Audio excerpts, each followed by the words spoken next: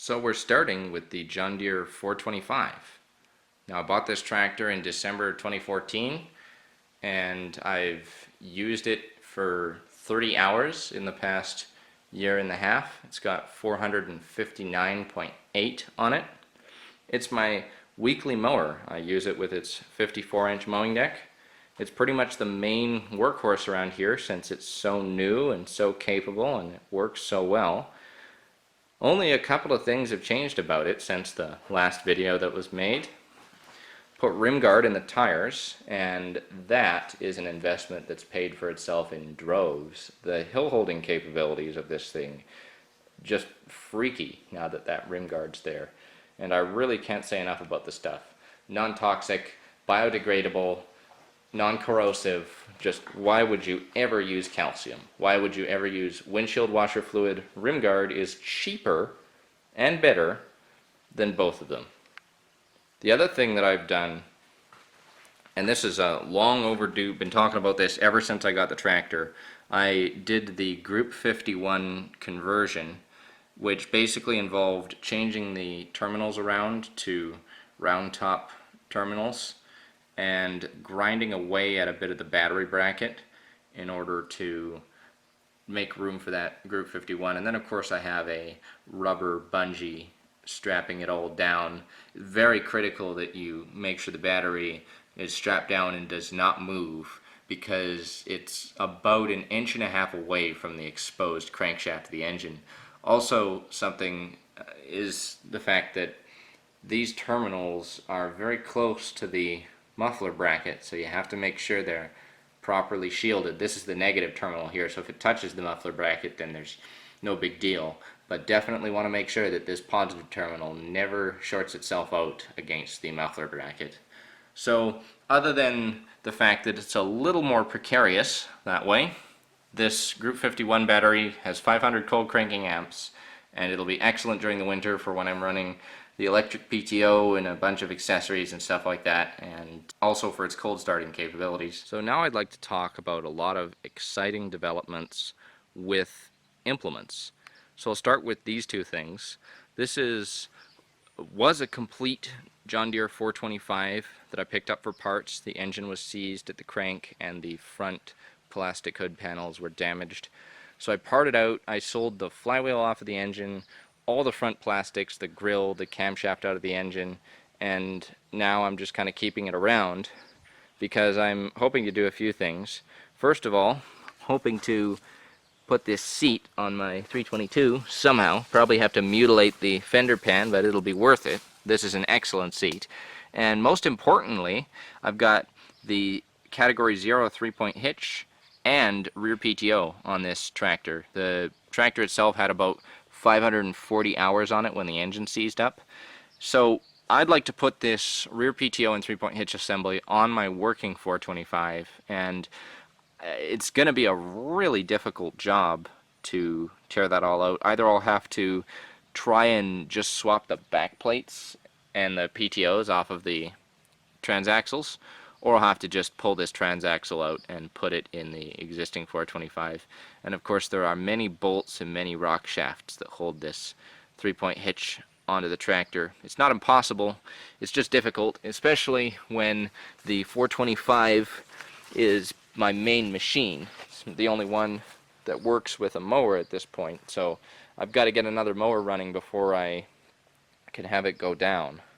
And of course the main reason for the rear PTO, so that I can run this wonderful 450 tiller that I got a hold of. This thing's a beast. I'm really hoping that I can use it this fall because it's just the most insane thing that I ever have. Actually unloading this from the trailer, not even 4 people could lift it, so we had to try and use 2 people holding it in the bucket of my Sears Quickway loader, and almost broke the loader. Just managed to set it down to this spot, and it hasn't moved since. It probably won't move until I can get a Cat 0 working on the John Deere. But there you have it.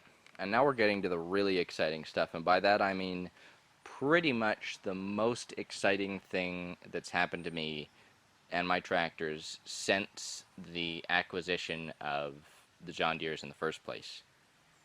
Bam! Check it out.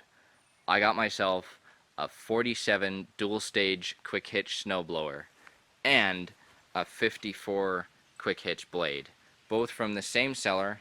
Listed the snowblower for $1,200. I bought it for $11. It doesn't come with any drive shafts or the quick hitch or anything, just the snowblower, but was of no concern to me because I already have all that stuff with my single stage snowblower, and you know, I could use the money saved for sure. And so I was just tickled pink to find this, and it's in working condition as far as I can tell.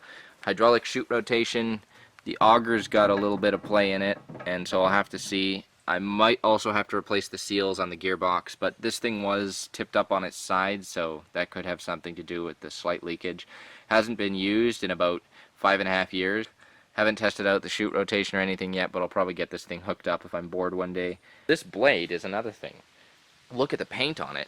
It's basically never been used. I bought it for $300. Once again, didn't come with a quick hitch or anything, but it's like this blade's brand new. And he had a rear blade with the tractor and the snowblower on the front, so he basically never used this thing. The paint is actually still on this spring for the quick hitch pin.